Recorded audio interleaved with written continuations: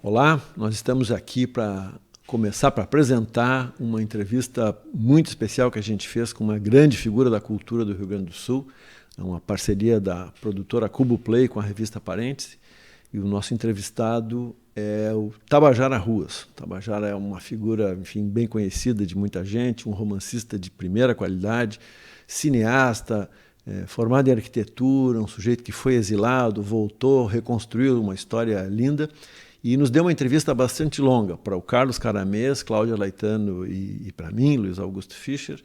E com isso a gente então tem um material que faz jus, faz uma homenagem que nós esperamos que seja bastante significativa pelos 80 anos que ele está completando esse ano.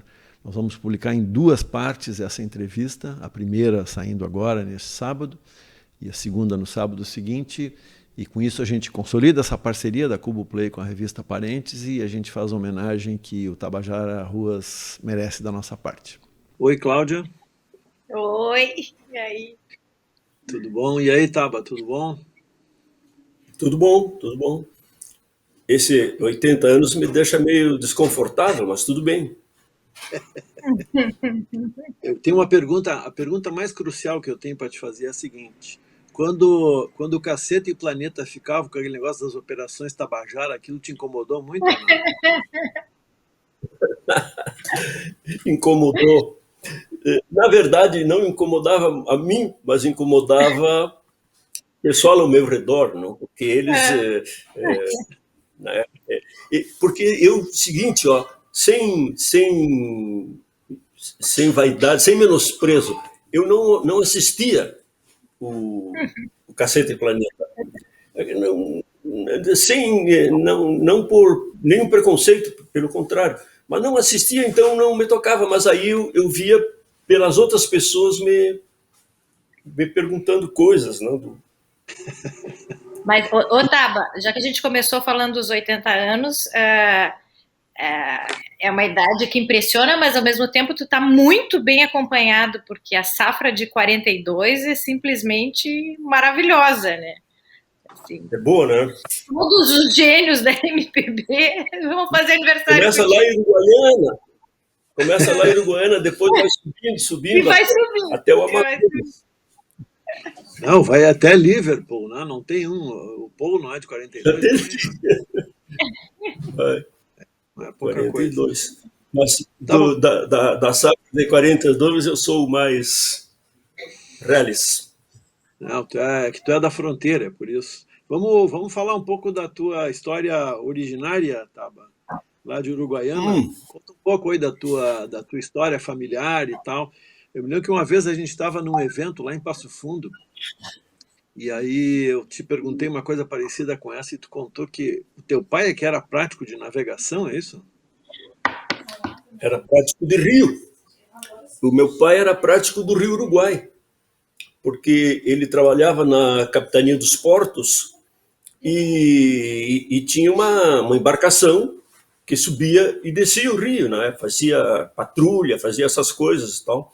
Também levava correspondência, remédios, médicos, dentistas para os vilarejos ribeirinhos, né?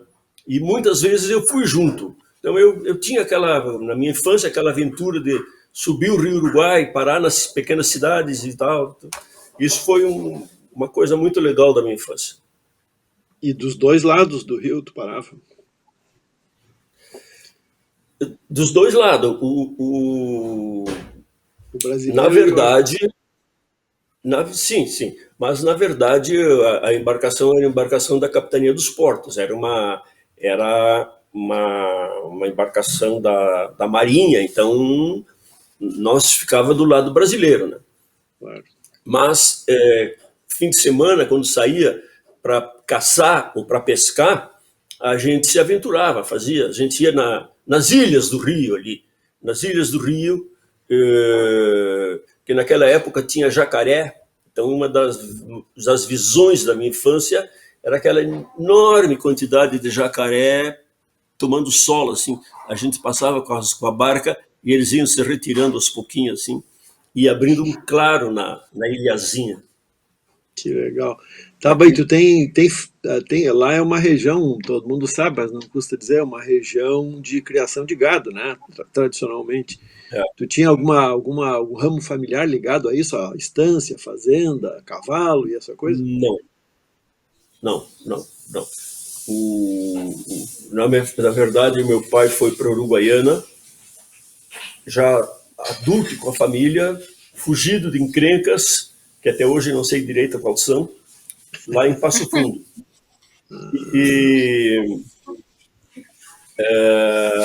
Mas a minha família ainda tem gente lá no ramo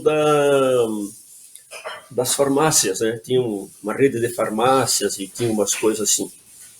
E a minha mãe a minha mãe e uma tia que morava junto com a gente eram costureiras, elas costuravam para fora. Na verdade, elas eram uma dupla bem famosa ali naquela fronteira oeste, que vinha gente da Argentina, da região toda ali de Corrientes, né?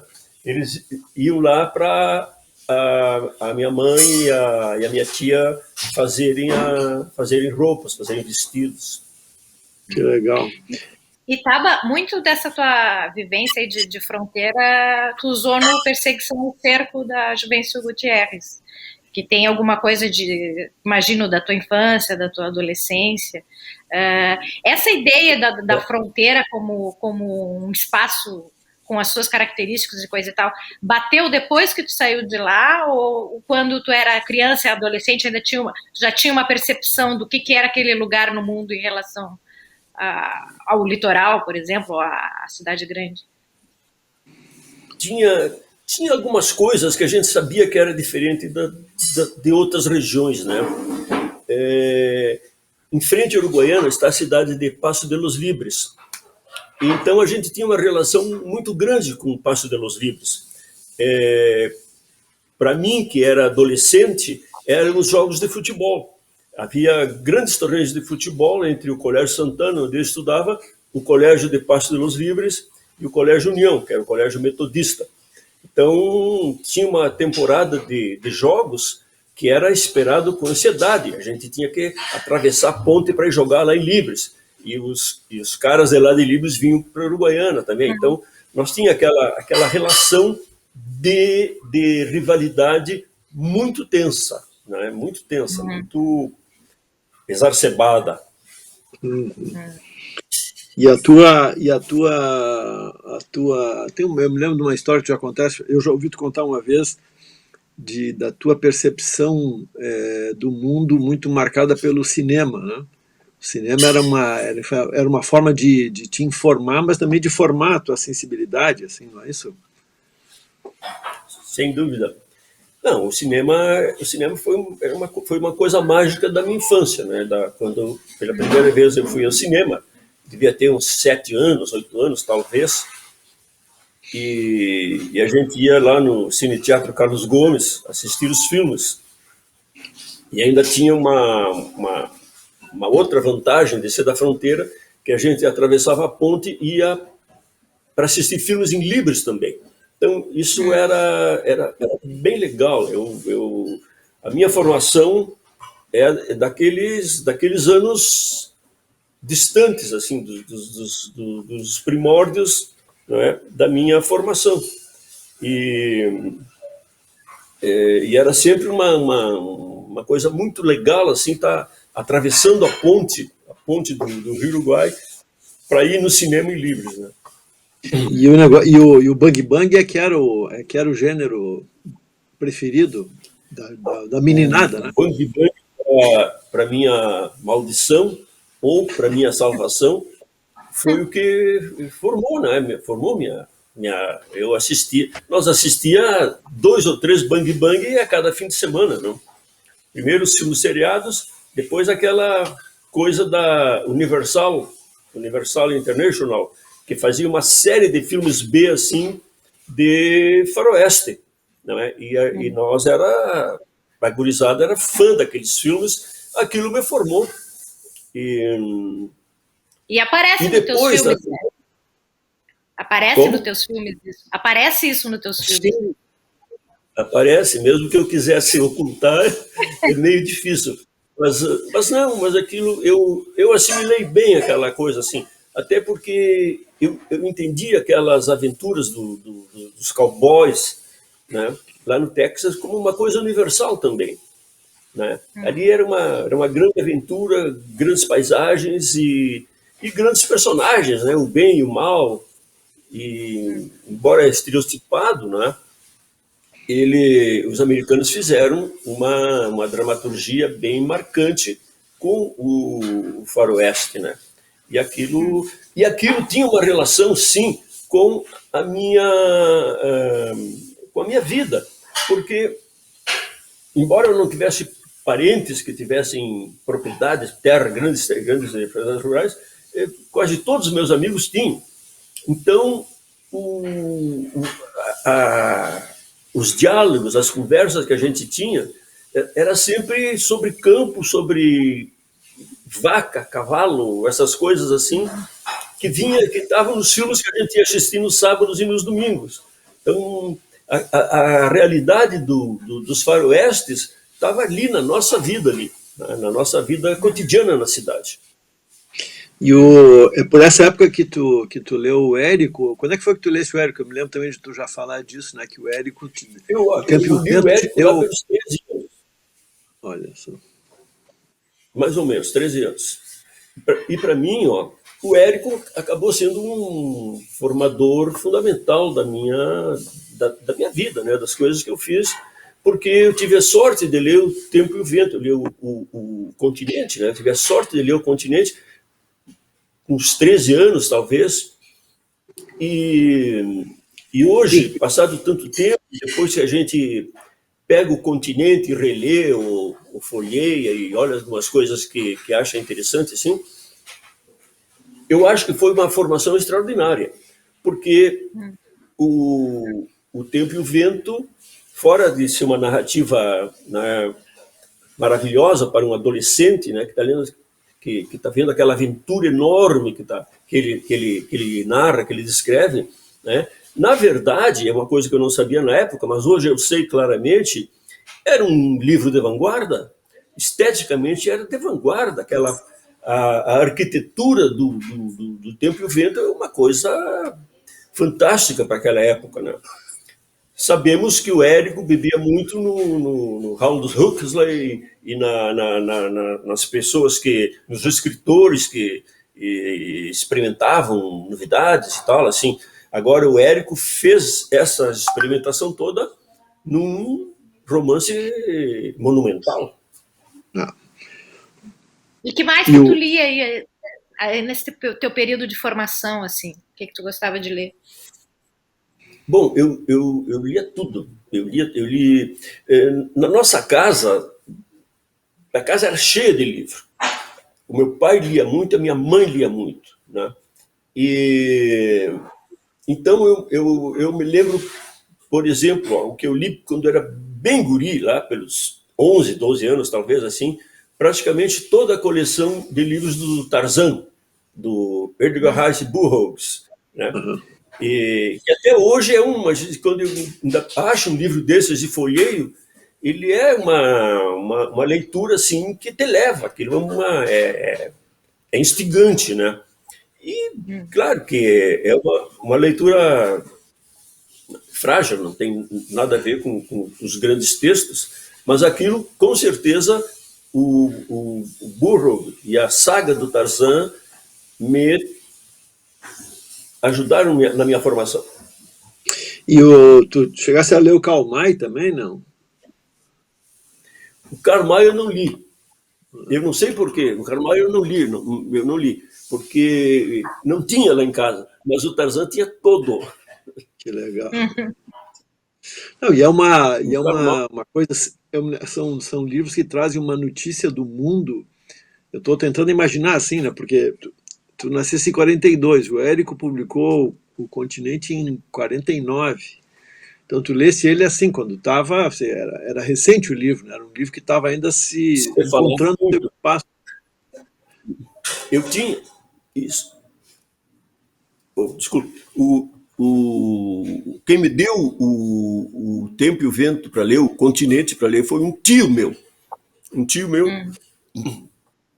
que me mostrou. Inclusive ele disse, ó, começa a ler por aqui, ó, e abriu no certo Capitão Rodrigo, né? E não sei se ele fez certo, mas evidentemente que um garoto de 13 anos, quando começa a ler aquela frase de abertura de um certo Capitão Rodrigo, não para de ler, não.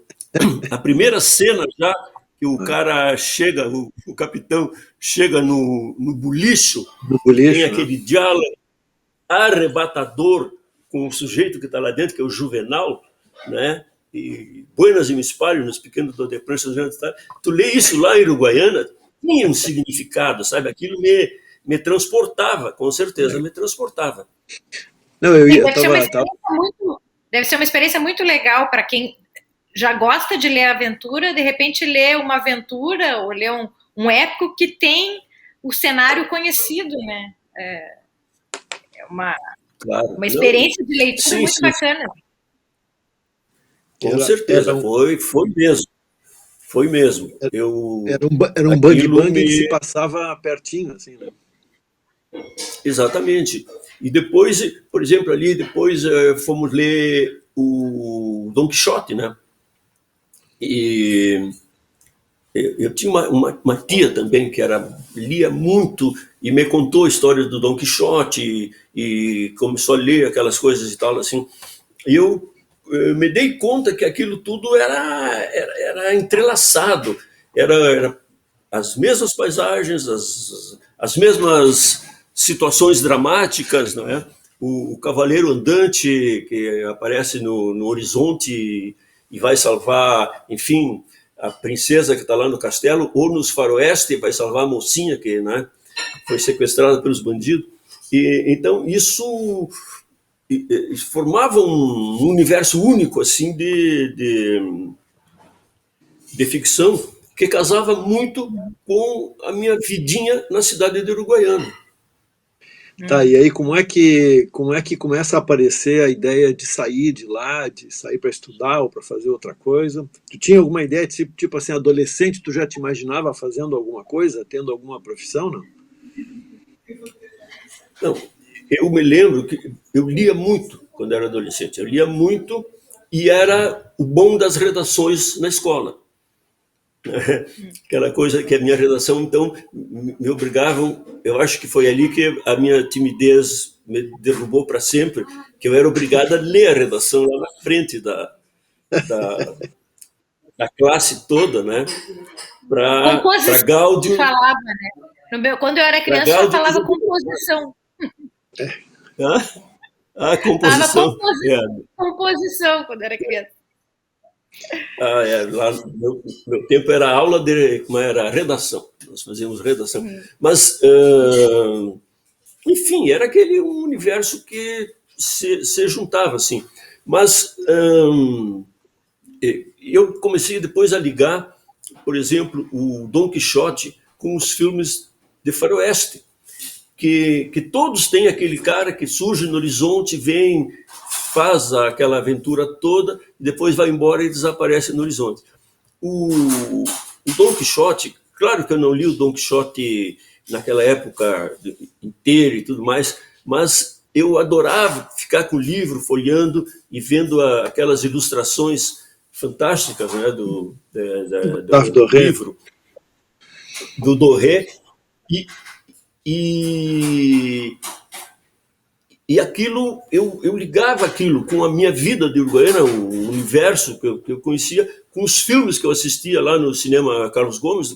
Então, eu tinha aquela coisa estranha, assim. Claro que o Dom Quixote e o Sancho eram diferentes, era outra coisa. Mas, no fundo, eles eram heróis que chegavam de longe, do horizonte, chegavam, faziam lá o que tinham que fazer e desapareciam no horizonte de novo, né?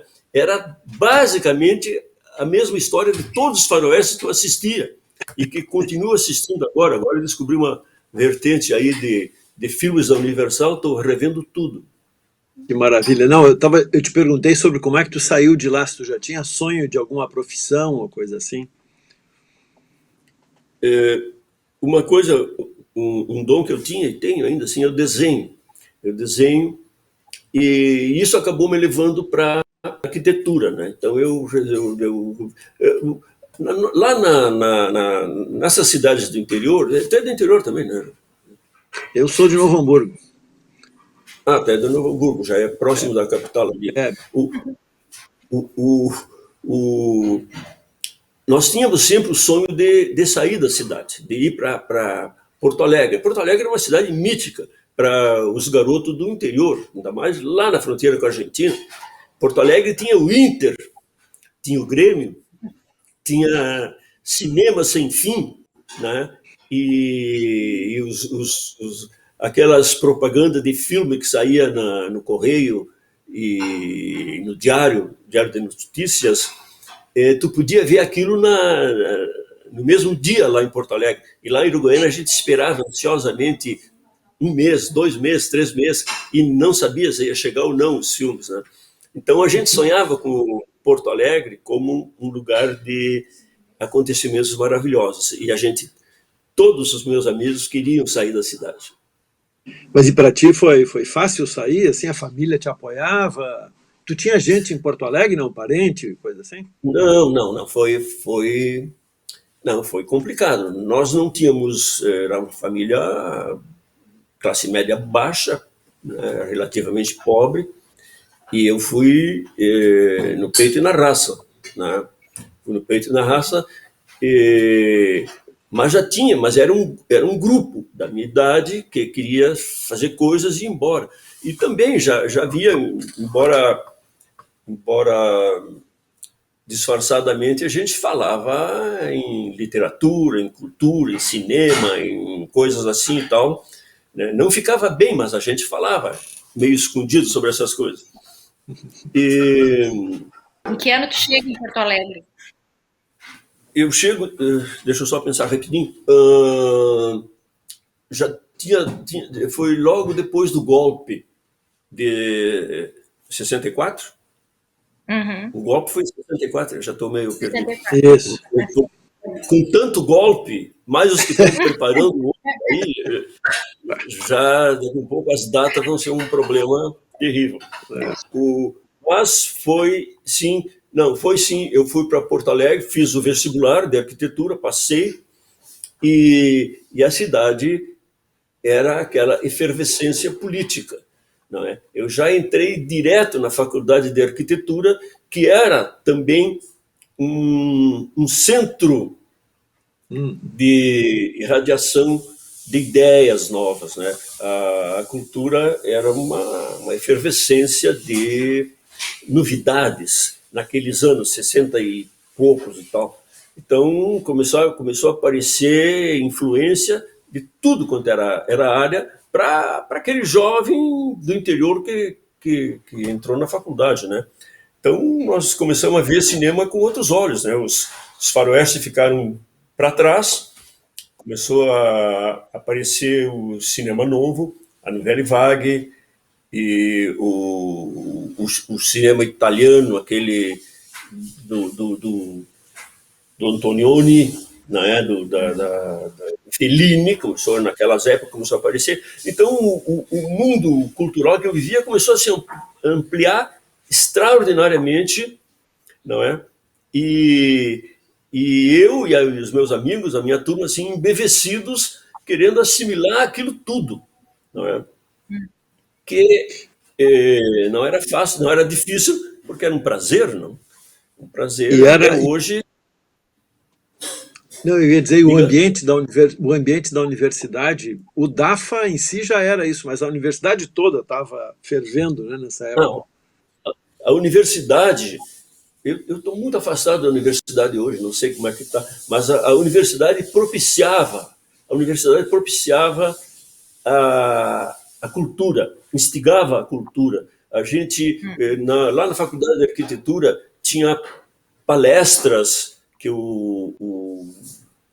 eram os alunos organizavam assim com gente de outras universidades, de outras faculdades que vinham lá, e então nós estávamos sempre vendo novidades. E foi uma época que começou a aparecer uma enorme quantidade de novidades, tipo as novidades do McLuhan, né, para entendimento da própria produção literária, né? O McLuhan ajudava muito a procurar entender aquelas coisas e tal. Então, foram, assim, dias inspiradores. E nós tínhamos, junto com isso, que era essa alegria de viver e namorar, essas coisas todas, tinha a ditadura. Não? Tinha a ditadura, que era uma ditadura terrível. Ela começou a ficar cada vez pior. Eu ia te perguntar se o teu interesse por política começa aí nessa época ou assim tinha alguma relação na tua família com política ou não? Isso, como é que é a tua relação com a política? A minha relação, a relação da minha família com a política, ela ia até o limite do trabalhismo. Meu pai era trabalhista, era janguista, era brisolista, era getulista, era aquela coisa toda assim do que o antigo PTB fomentava, né, dos trabalhadores e tal. E quando eu cheguei na universidade, que eu comecei já em Uruguaiana já tinha tomado contato com o marxismo, com uma nova visão de mundo que era colocado para os jovens estudantes e tal, né? Então eu comecei a fazer parte de grupos que estudavam Marx, né? Eu acabei me encantando com o Mao, né? O velho Mao. E a revolução cubana te pegou jovenzinho ainda, né? Assim, vendo, admirável. A revolução cubana, e a revolução cubana, ela tocava muito a gente, né? Porque teve aquela história aventuresca da guerrilha, né? Foi uma longa guerrilha nas serras e não sei o que, vieram para a cidade, tomaram, foi aquela grande festa maravilhosa. Tudo aquilo era comovente e inspirador, né? Mas aí tu tivesse contato com o Mao depois, Mao Tse Tung? Então, aí acabei caindo num grupo que era leitor do Mao. Né? Mas antes nós tínhamos a ligação que nós tínhamos com a Revolução Cubana era que a Revolução Cubana era icônica, era plástica. Os heróis da Revolução Cubana eram Che Guevara, Fidel Castro, quer dizer, no auge da juventude, eram belos, corajosos e discursavam e tal. Então aquilo nos encantava, né? Nos encantava muito assim. Mas a Revolução Chinesa, ela tinha uma coisa para nós assim assustadora, arrebatadora assim, que era o tamanho da coisa, não? Era um país com 1 bilhão de pessoas, né?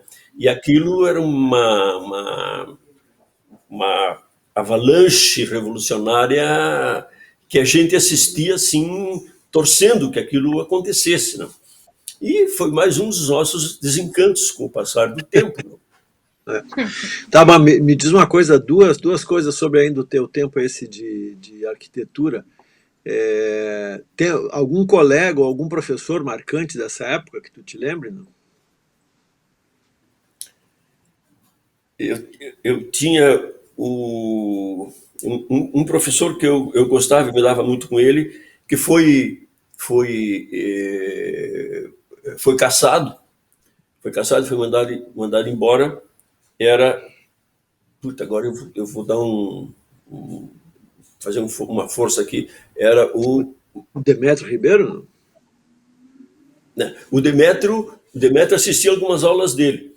E era fenomenal o Demétrio. O Demétrio era fantástico. Mas eu estou tentando me lembrar porque eu tinha uma relação de amizade com ele, mas ele morreu. Ele morreu agora há pouco, assim. Mas, enfim, era era uma turma de professores ali naquela universidade, naquela faculdade de arquitetura, muito preparada, muito jovem e com uma visão assim do seu tempo, não?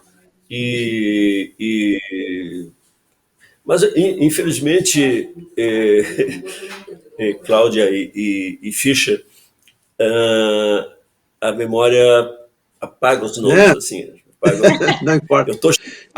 Eu tenho uma outra pergunta dessa época. Outra pergunta dessa época fiz agora. Que eu queria saber o seguinte, o que era Beatles nessa época? Beatles te bateu, não? Caetano Veloso te bateu? Chico Buarque? Quem é que eram os seus heróis? Não, com certeza. Eu cresci dos 20 e poucos anos que eu tinha em diante, com o Caetano, com o Gil, com o Milton, com o Edu Lobo, com os Beatles. Tá?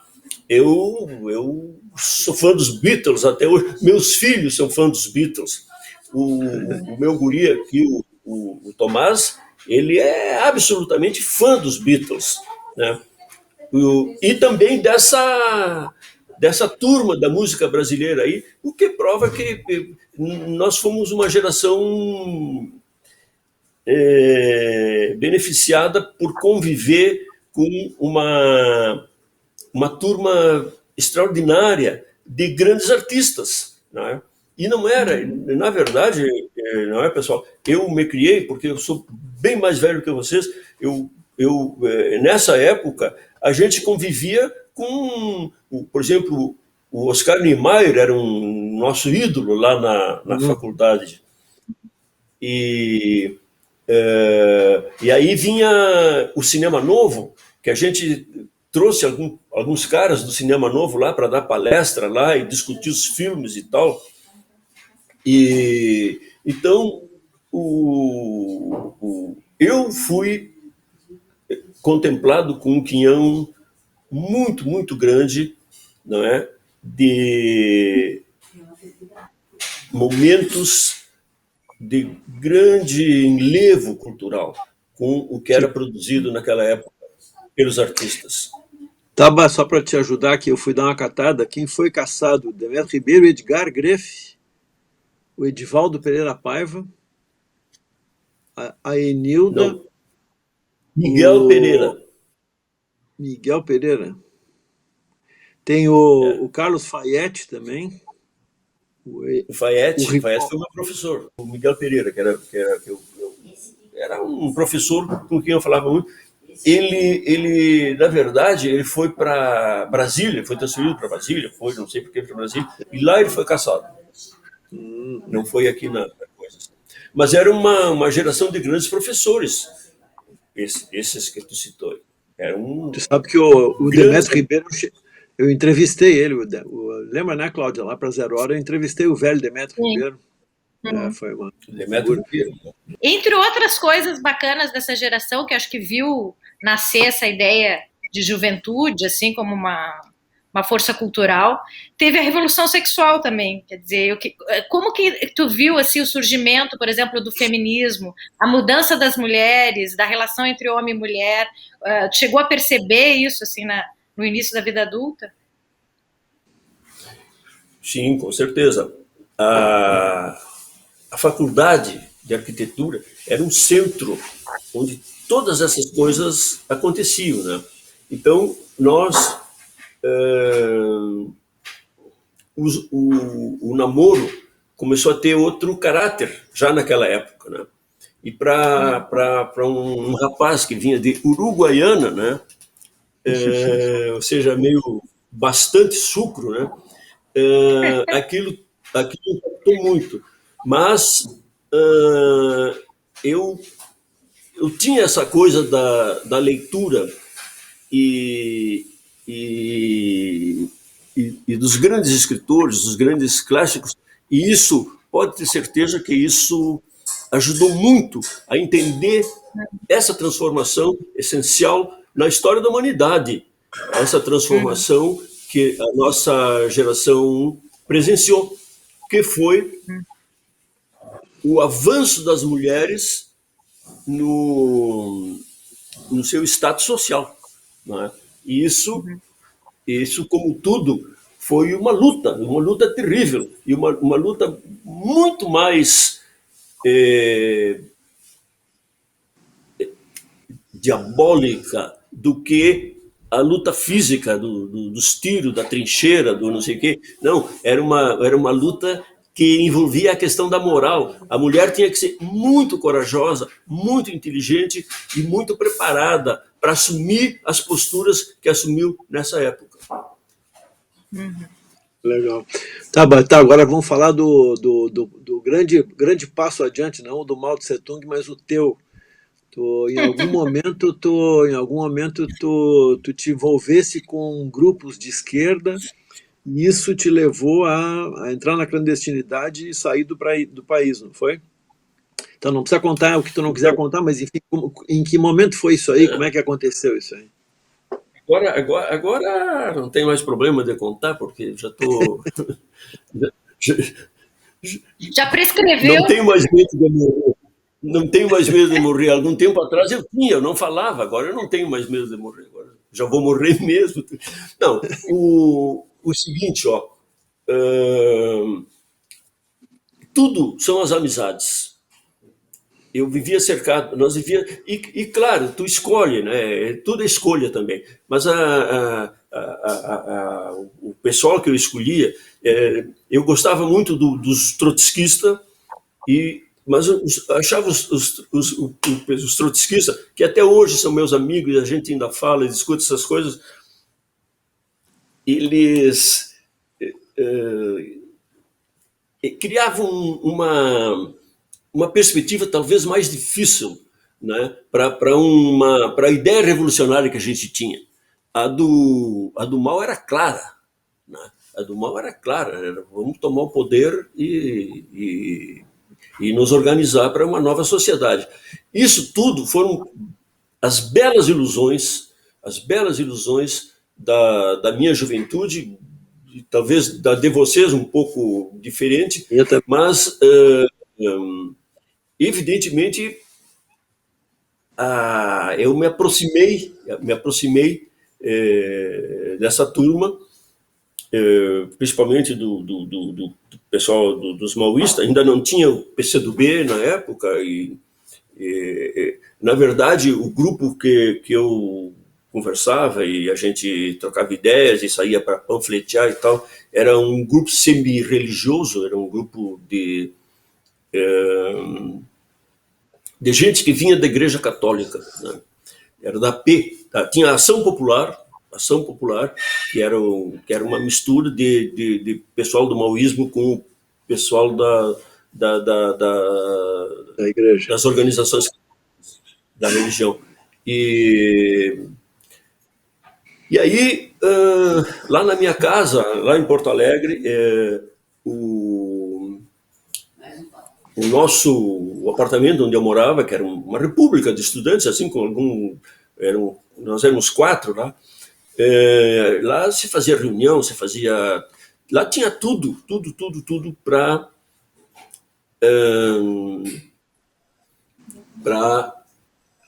propaganda não é? A frase que nós mais usávamos. Agite prop. Agite prop. É isso aí, né? Agite prop. Agitação e propaganda. Nós não tinha computador, mas nós tinha aquele rolinho que a gente rolava, como era o nome daquilo? Reco, ou algo assim. Reco, e imprimia os papéis. Isso nós tínhamos lá no meu apartamento, né, que onde eu morava. A gente imprimia e distribuía aquilo na faculdade, eu saía de noite para panfletear rua e tal, mas sempre lembrando que tinha uma coisa estranha e tal, que era o medo da realidade que nos cercava, que ali era tudo muito brincadeira, até porque nós éramos jovens, mas existia, de repente as pessoas começavam a desaparecer, e ali esse grupo que eu estava, que era da P, da Ação Popular, vinha gente vinha gente lá de Minas, do Rio, não sei de onde, eles desciam lá, e a gente conversava muito com os caras, e aí vinha alguém e dizia, olha, o fulano sumiu, ele não voltou, não voltou para a terra dele, não voltou. Então aquilo começou a... Mas no meu caso, foi que os vizinhos indicaram que ali era um aparelho. Ali era um aparelho e uma bela noite eles apareceram lá. Uma bela noite, uma bela madrugada de verão eles apareceram lá. E eu tive...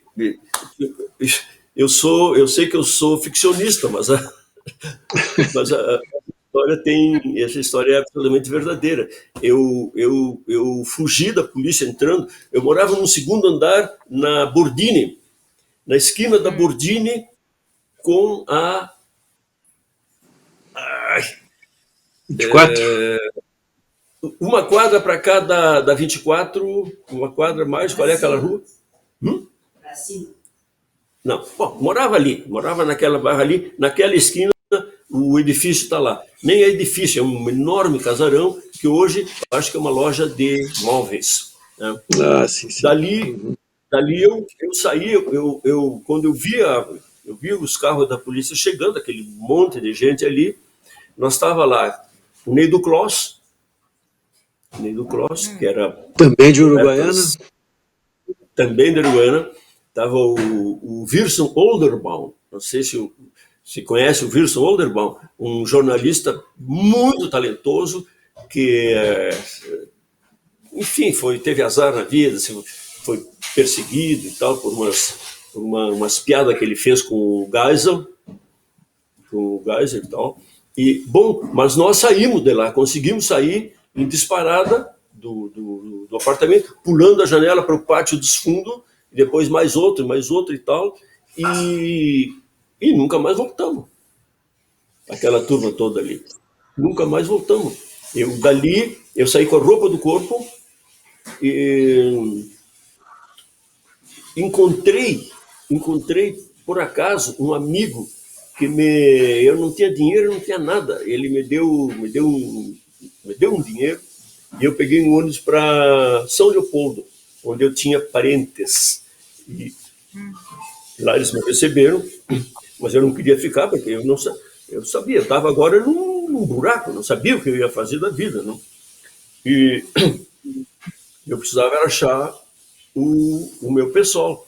Não sabia. E aí fiquei lá 2 dias descansando e tal, e aí voltei para Porto Alegre e comecei a rondar as casas das pessoas que eu conhecia. Não? Aí retomei os contatos e tal, e aí fiquei quase 2 anos vivendo clandestinamente. Eu vinha muito a Floripa, eu estou em Floripa agora, eu vinha naquela época, eu já vinha a Floripa, fiquei aqui, e aí acabei entrando para a AP, como militante realmente da AP, e depois disso,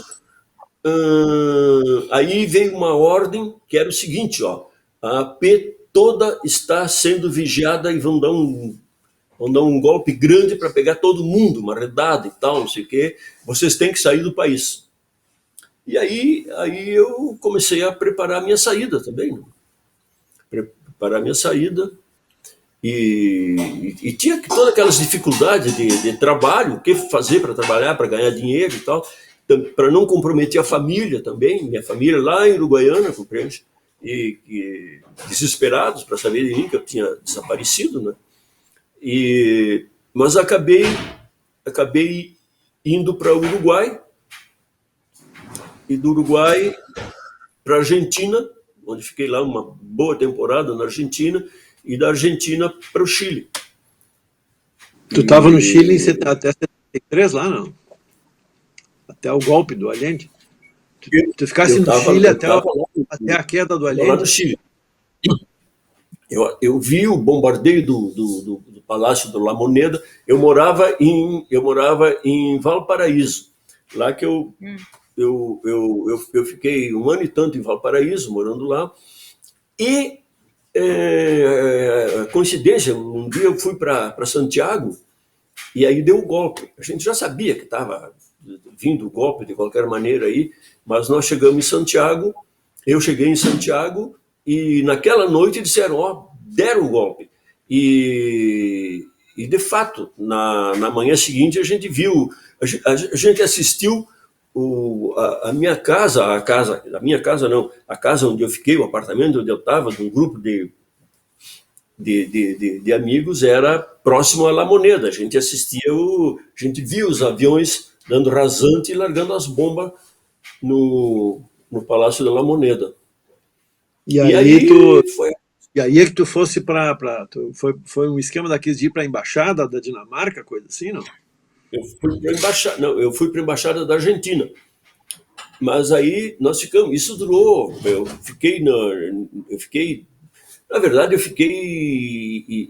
eu não morava em Santiago, então eu ia para a casa de um, depois ia para a casa de outro, depois ia para a casa de outro. Eu fiquei andando de casa em casa, que eu conhecia o pessoal, e estava muito perigoso, estavam vigiando todo mundo e tal. Até que veio uma ordem, assim, ó, pessoal, ó, vocês têm que se retirar daqui, têm que sair daqui, até que os próprios militantes dos partidos chilenos não querem vocês aqui, porque vocês só atrapalham. E então nós tratamos bom, agora temos que, então, como é que vamos fazer? Vamos para uma embaixada. E eu fui para a embaixada da Argentina. E entrar na embaixada era outra história de terror, não? Hoje a gente pode dizer, é uma história de mocinho, né? Mas era uma história de terror. Como é que o cara entra numa embaixada cercada por tanques e os carabineiros e não sei o quê, né? Entra ou num lance de sorte ou num lance de audácia, né? Eu me lembro, eu estava com uns amigos franceses que estavam me levando no carro deles, eram professores da universidade, que estavam me levando para a embaixada da França.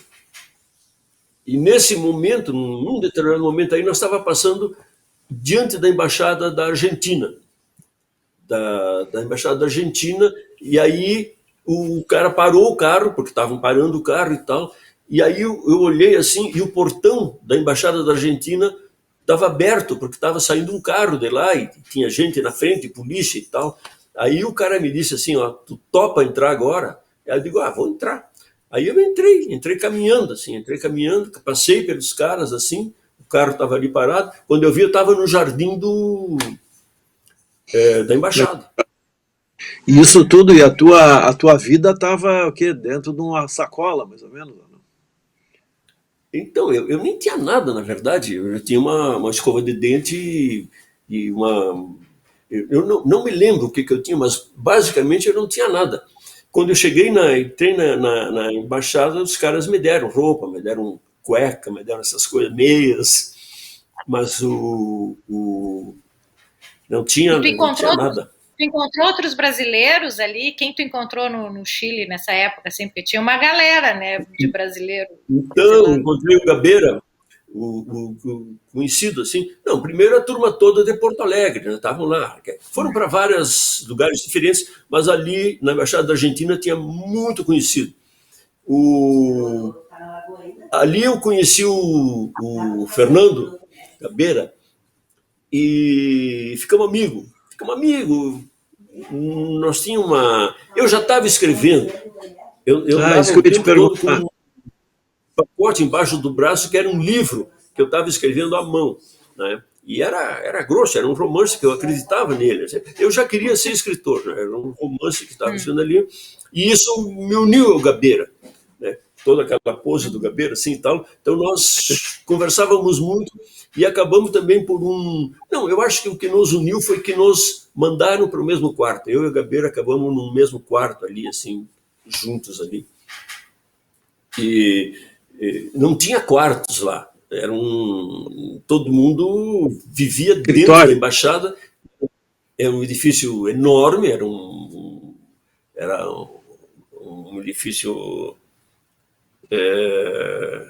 qual era o estilo? Era um palacete? Neoclássico. Hum? Um palacete? Um palacete neoclássico, e estava completamente lotado. Tinha mais de 1.000 pessoas ali, e crianças, e velhos, e os revolucionários, né, louco para incendiar tudo e tal. Aquilo era uma coisa assim, E da turma fantástica. de Não, Porto não tinha. da turma de Porto Alegre, quem estava lá? Então, os amigos, que eram meus amigos aqui, aí de Porto, eu estou em Floripa, que eram meus amigos de Porto Alegre, eram uma turma assim. O, eu tinha um que virou um fotógrafo, um bom fotógrafo, tanto ele trabalhou na Zero Hora, o Marconi Matos, e ficou na Suécia. Ele está na Suécia ainda lá, mas ele era um excelente fotógrafo. Então esse era um amigo meu. O outro era o Carlos Oliveira, que era, o apelido era Taradinho, e foi o que criou aí um café noturno aí que fez muito sucesso aí em Porto Alegre, que era como era o nome daquilo? Era ali na Independência, Cabaré Voltaire. A Cabaré Voltaire, era o do Carlos. E eu trabalhei com o filho dele agora no cinema. O filho dele virou ator, nós trabalhamos juntos no filme, no Cabeça do Gumercindo Saraiva. Otávio, mas eu tô preocupado, Otávio, eu tô preocupado com o manuscrito. Quando tu chegasse na embaixada, tu estava com o manuscrito embaixo do braço ou não? Tchê, o manuscrito, eu estava com o manuscrito embaixo do braço, e o Milico fez assim, ó, tchum! Me tirou o manuscrito. Simplesmente me arrancou o manuscrito, e olhava e dizia assim: acabou a política, acabou a política, acabou a política. E nunca mais eu vi o manuscrito. Talvez tenha sido um bem para a literatura. Mas e qual era a história? Era um romance, Tava? Era um romance. Deixa eu já me lembrar aqui. Olha só o título, agora eu me lembrei. Agora começa. Pálida Lembrança de Juvenal Fronteira. Esse era o título. O Juvenal Fronteira era um personagem lá da fronteira, não?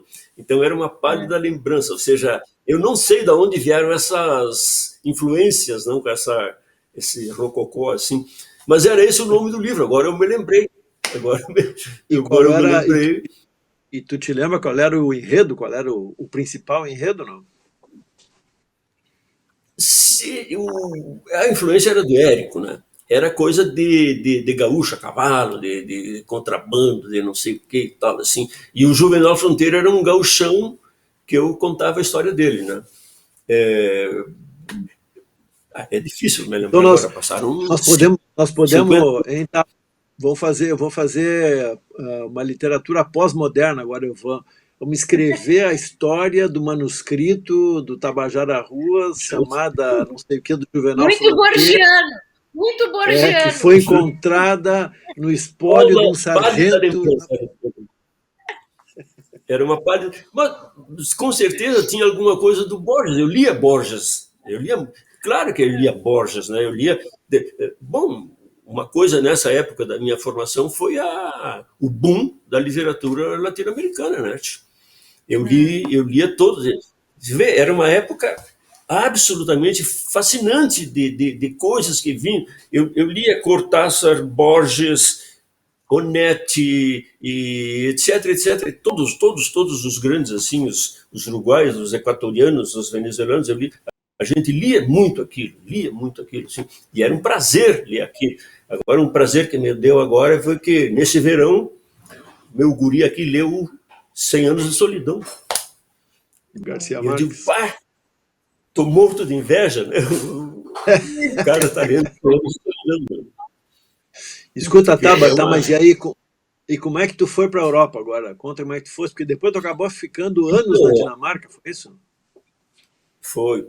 Bom, aí lá na embaixada, a embaixada criou todas as embaixadas e locais onde se refugiavam as pessoas, né, criou um problema que não era só do Chile, não é? Era um problema internacional. Então, a ONU organizou uma força-tarefa para tirar as pessoas das embaixadas, né? E então apareceu lá na embaixada os enviados aí os funcionários da ONU e tal, esse lado aí do pessoal da ONU tinha um nome lá, eu estou tentando me lembrar, mas tinha uma sigla meio estranha lá. Aquela agência para refugiados, é uma coisa assim, né? Não é? Agência para refugiados. Mas tinha um nome que a gente falava assim agora. E aí... Acnur. Não era Acnur. O pessoal do Acnur estava lá. Eu não sei exatamente o que quer dizer, cara, mas era do Acnur. O Acnur era uma coisa assim que ia nos tirar de lá daquela prisão. E aí eles começavam a reunir assim, os brasileiros, e aí chegava e dizia assim, para onde tu quer ir? França. Claro, todos nós queríamos ir para a França, né? Só que a França já estava lotada, não queria mais ninguém. Muito menos os caras fichados como terrorista. Que eu fui fichado como terrorista, mas não era verdade, né? E, aliás, não tinha terrorista, na verdade, né? Tinha gente que lutava contra a ditadura, né? Mas a própria Acnur, ele aceitava o termo terrorista também, assim, tal. Então ele separava e tal. Mas para a França não dá. Para a França está lotada. Então tinha os outros países, era a Inglaterra e tal, e o último era a Dinamarca, né? Era 5 ou 6 opções de... Bom, quando eu vi, eu fui levado para a Dinamarca. E não me arrependo. A Dinamarca é um país, assim, um país doce, um país lindo, né, com uma gente maravilhosa, uma cultura impressionante, são, né, séculos de cultura. E eu aprendi muito lá. A minha formação se deve muito, com certeza, ao período que eu passei na Dinamarca, aprendendo civilização, né? Lá eu me tornei mais civilizado na Dinamarca, né? E uma pessoa que foi para a Dinamarca também foi o Fausto Wolff. O Fausto Wolff do Pasquim. O Fausto Wolff estava lá, nós jogávamos bilhar lá no... Chegou a te fechar com ele? Era perigoso, hein? Como? Desculpa. Chegaste a encontrar com o Fausto Wolff por lá? Sim. Nem sempre as lembranças são boas com o Fausto Wolff. O Fausto, ele era irascível, ele gostava de criar confusão. Então, ele gostava de jogar bilhar. Nós ia jogar bilhar nos botecos assim, e sempre tinha problemas, sabe? Sempre tinha briga. Ele brigava com os caras que jogavam, brigava para pagar conta, brigava com não sei o quê. Mas era um bom companheiro e a gente falava muito de literatura e foi um cara que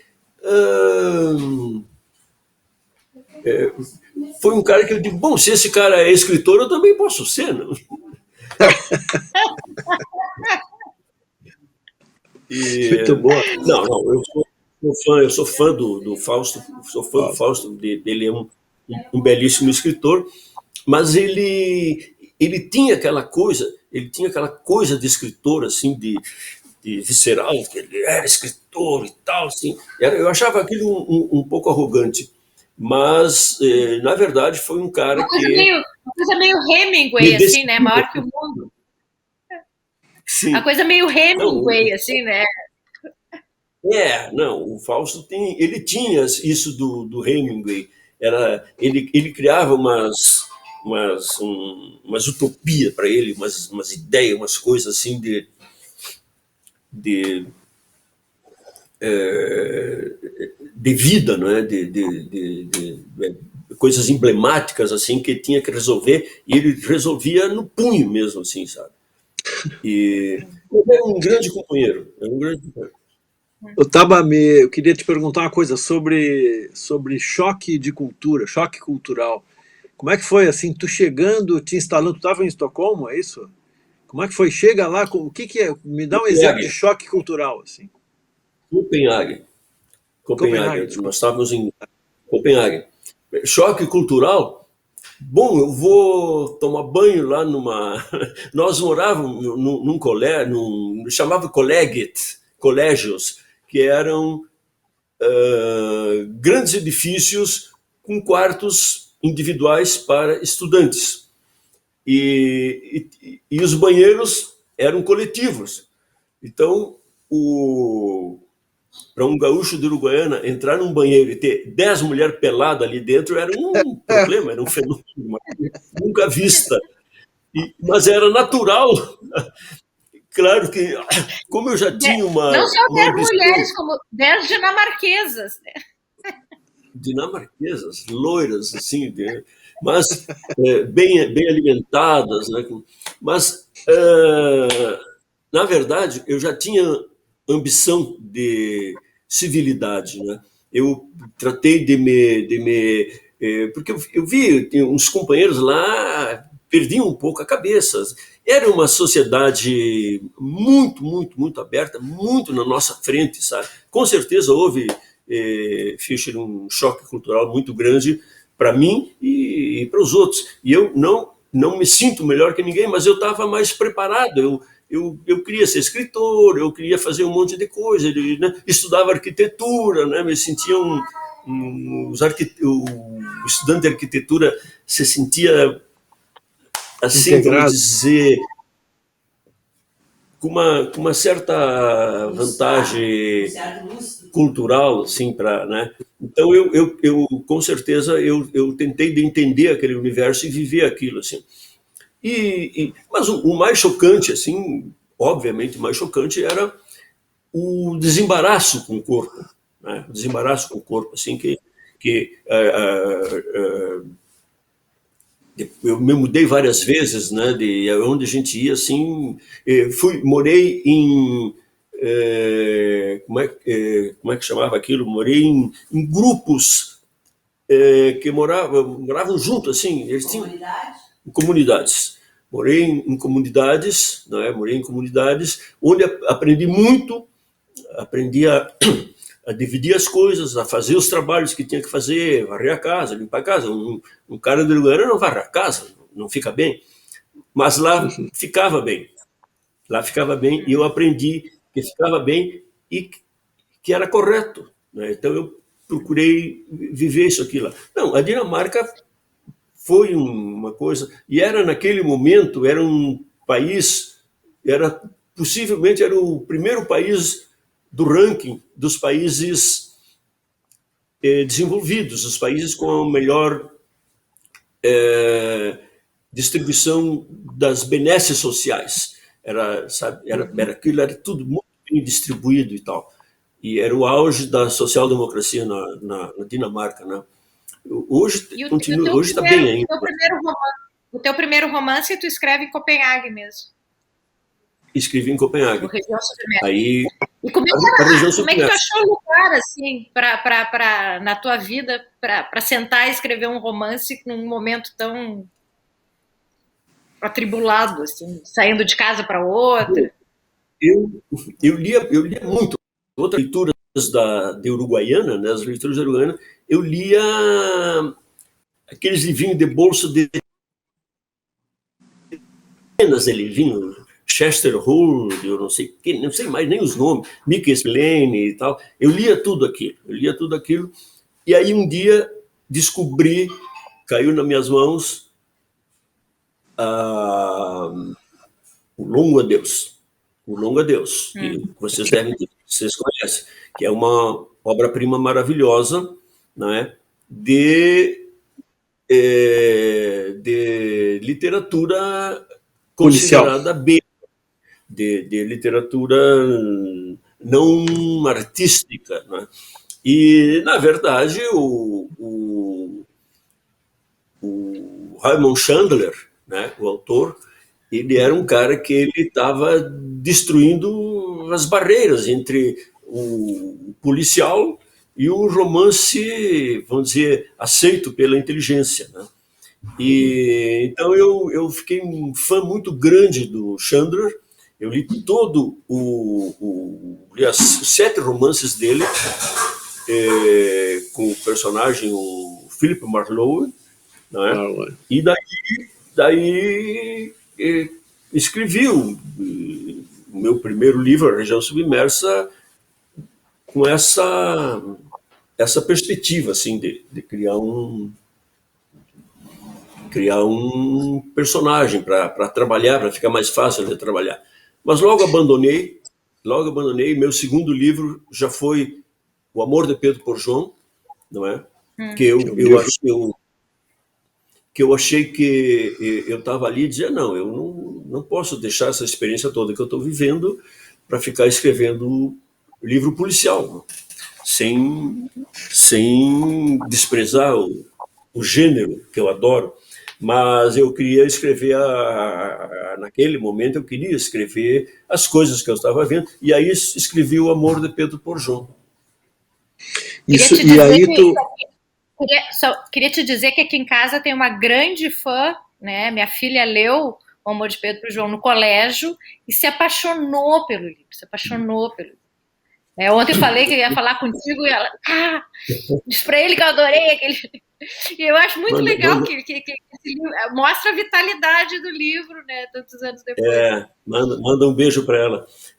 Sim, porque ele entrou na lista da URGS também, né? A gente botou ele na lista da URGS. Ele entrou na lista da URGS para o vestibular, não é? E para mim foi possivelmente a maior honra literária que eu recebi foi pegar o meu livro para o vestibular, para fazer o pessoal ler. E eu tive, nesse período que o livro caía no vestibular, nesse período, então eu tive uma incidência muito grande de contatos com o pessoal, com o pessoal que ia fazer vestibular e tal. Eu era chamado para palestras, para não sei o que e tal. E muito legal assim ver que aquele livro estava acontecendo. Mas também isso deve ter acontecido uns 10 anos atrás, eu acho, que mais ou menos uns 10 anos atrás. Eu já vi que quando eu ia conversar com o pessoal sobre o livro nos cursinhos e não sei o que assim, e até nas escolas, que me chamavam nas escolas para ler sobre o livro, eu já via uma coisa para mim foi muito surpreendente, que já havia uma reação nas plateias, na gurizada, que não era bem assim, que isso tudo não sei o quê, que não sei o quê. Já estava lá a semente do que nós estamos vivendo hoje, até foi crescendo, e agora, onde é que nós estamos? Passa uma geração e a coisa muda de figura, né? A experiência não é transmitida ali, assim, né? Não. Não sei, só um pequeno parênteses aqui. Nós estamos te explorando já faz 1 hora e tanto. Tu prefere fazer uma pausa e a gente volta outro dia? Não sei o que tu prefere. Eu estou inteiramente à vontade. Ou então fica para outro dia, sem problema. Estou à disposição de você.